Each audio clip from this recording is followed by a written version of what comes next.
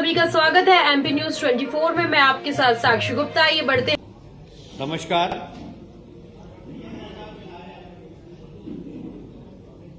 मुझे बहुत प्रसन्नता है कि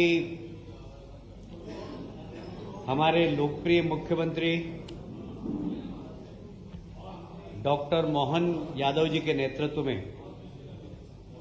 ये तीसरी कैबिनेट बैठक थी। पहली बैठक भोपाल में हुई थी, जिसमें माननीय मुख्यमंत्री जी और दोनों हमारे उप मुख्यमंत्री ने बैठकर तय की थी। दूसरी कैबिनेट मीटिंग जब मंत्रियों ने शपथ ली थी और विभागों का बंटवारा नहीं हुआ था, उस वक्त भोपाल में हुई थी। और विभाग के बंटवारे के बाद ये तीसरी बैठक है, महत्वपूर्ण बैठक है। और ये विशेषकर हमारे मुख्यमंत्री जी ने रानी दुर्गावती और रानी अवंतिकाबाई लोधी के प्रति अपनी श्रद्धा समर्पित करते हुए जबलपुर में आयोजित की है। दोनों ही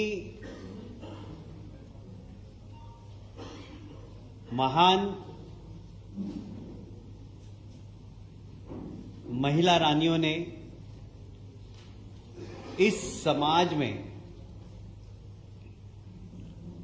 अपने साहस और वीरता के माध्यम से विपरीत परिस्थितियों में संघर्ष किया, और इसलिए उनको आदर्श मानकर राज्य सरकार ने फैसला किया है कि दोनों ही महिला वीर सेनानी के प्रति अपनी आदरांजलि अर्पित करते हुए रानी अवंतिकाबाई लोधी सम्मान हर वर्ष आयोजित किया जाएगा, और रानी दुर्गावती सम्मान ये भी हर वर्ष आयोजित किया जाएगा। समाज के अंदर वे महिलाएं जो विपरीत परिस्थितियों में संघर्ष करके समाज सेवा करती हैं, उनको सम्मानित करने का काम राज्य सरकार करेगी। इसके साथ ही इनके जीवन पर आधारित फिल्में, साथ ही विश्वविद्यालय में इन दोनों महान रानियों के लिए फेलोशिप, जिससे आज के हमारे विद्यार्थी इन पे अध्ययन कर सकें, इनके जीवन से प्रेरणादायक बिंदुओं को छूकर समाज को परोस सके। इसलिए सभी विश्वविद्यालय में विद्यालय और महाविद्यालय में पाठ्यक्रम में इनके जीवन की प्रेरणादायी विषय भी समाहित किया जाएगा। आप सभी जानते हैं, संकल्प 2023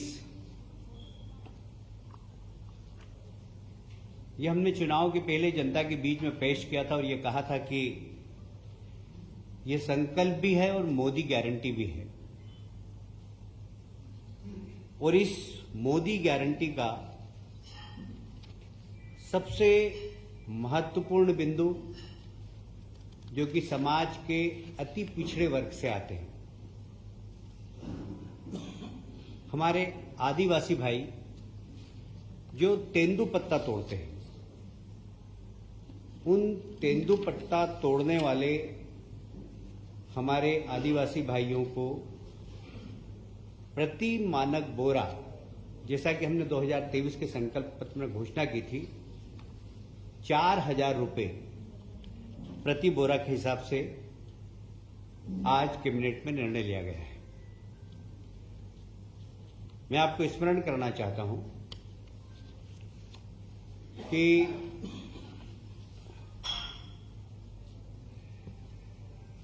पहले ये 3,000 प्रति मानक बोरा थी,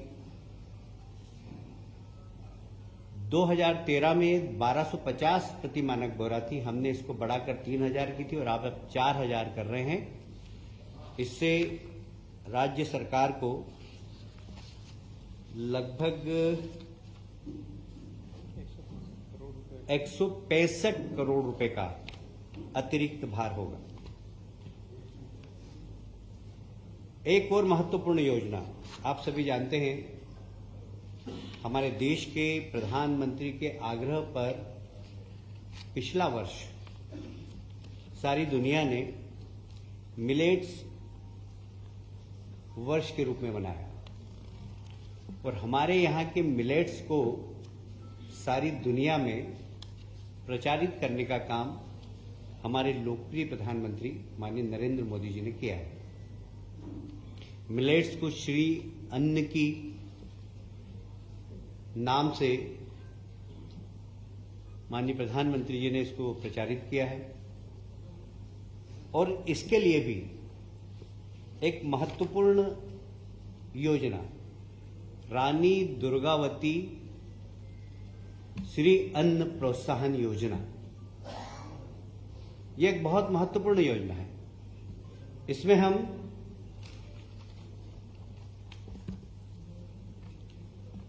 हम जो श्री अन्न उत्पादन करेंगे, साधारणतया ये श्री अन्न उत्पादन करने वाली वही पिछड़े वर्ग की जातियां हैं, वही अनुसूचित जाति और जनजाति के लोग ज्यादातर हैं इसमें, जिसमें कोदो, कुटकी, रागी, ज्वार, बाजरा आदि के उत्पादन करते हैं। इनको प्रति किलो 10 रुपए की प्रोत्साहन राशि प्रदान की जाएगी। ये उनके खाते में सीधी जमा कर दी जाएगी।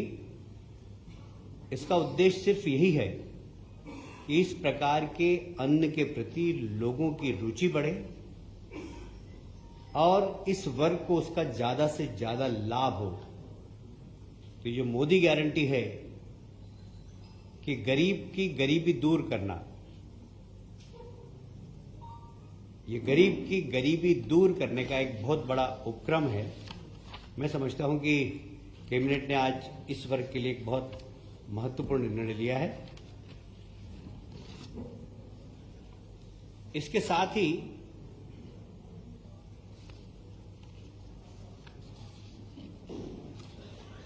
आप जानते हैं कि 2003 में हमारे प्रदेश में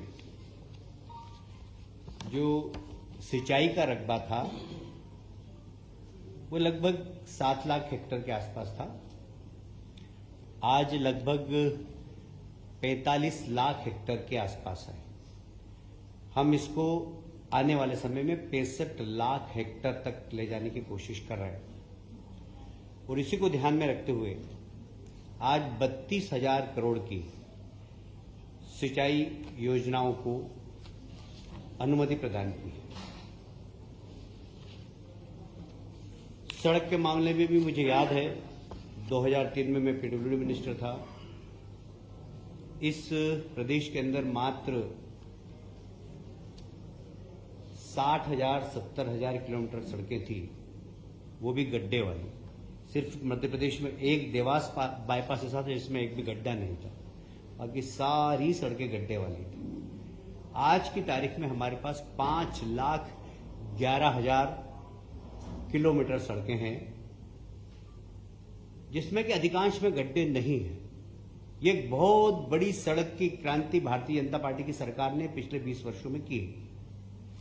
इसको और आगे बढ़ाते हुए मध्य प्रदेश की डबल इंजन की सरकार, केंद्र सरकार के सहयोग से लगभग 4,500 करोड़ की सड़कें और बनाने का निर्णय आज की मंत्रिमंडल की बैठक में लिया गया है। ये इंफ्रास्ट्रक्चर प्रदेश का बढ़ाने की दिशा में एक बहुत बड़ा कदम है। और कुछ आप सभी जानते हैं कि लगभग 100 वर्षों से ग्वालियर में ग्वालियर व्यापार मेला लगता है। ये सिंधिया राजघराने ने प्रारंभ किया था और लाखों की संख्या में वहां लोग आते हैं। उद्योग मंत्री था तब मैं देश तो ठीक है, आसपास के राज्य राजस्थान और उत्तर प्रदेश से भी लोग आते हैं। इस बार फिर से हमने ऑटोमोबाइल्स में 50% विक्रय कर पर छूट देने का निर्णय लिया है। अभी तक एवरेज यहां पर 500 करोड़ के आसपास का व्यवसाय होता है इस मेले में, जिसमें लगभग 300 करोड़ का व्यवसाय सिर्फ ऑटोमोबाइल्स का है। और ये सेंट्रल इंडिया का बहुत लोकप्रिय मेला है। इस मेले को प्रोत्साहन देने के लिए हमने विक्रय कर में भी लगभग 50% की छूट देने का काम किया है। इसको भी नहीं करना।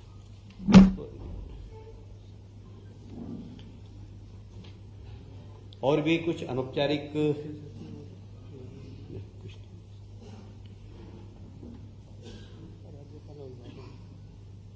कोई जरूरत नहीं, नो नीड। इसके अतिरिक्त कुछ हमारी अनौपचारिक चर्चाएं भी हुई है।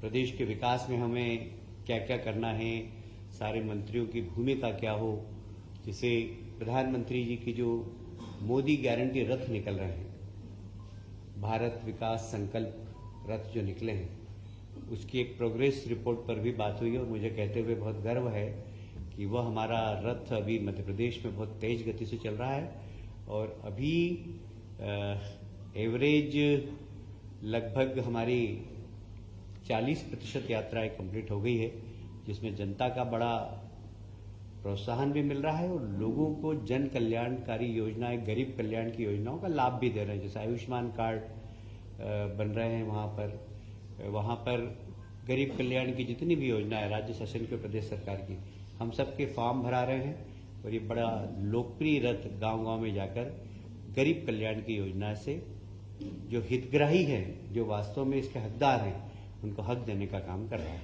बहुत बहुत धन्यवाद।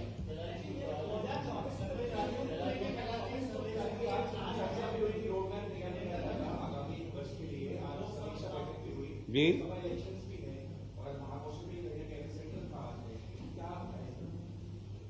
क्या क्या कहा आपने?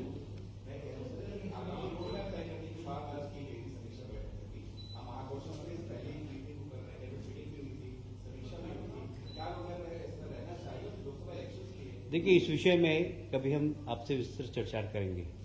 आज मेरा काम इतना ही था कि मैं कैबिनेट की ब्रीफिंग आपको दूं। जो कैबिनेट की मैंने ब्रीफिंग दी, इससे संदर्भ में आपको कुछ प्रश्न हो आपके पास तो पूछ सकते हैं। पूछेंगे तो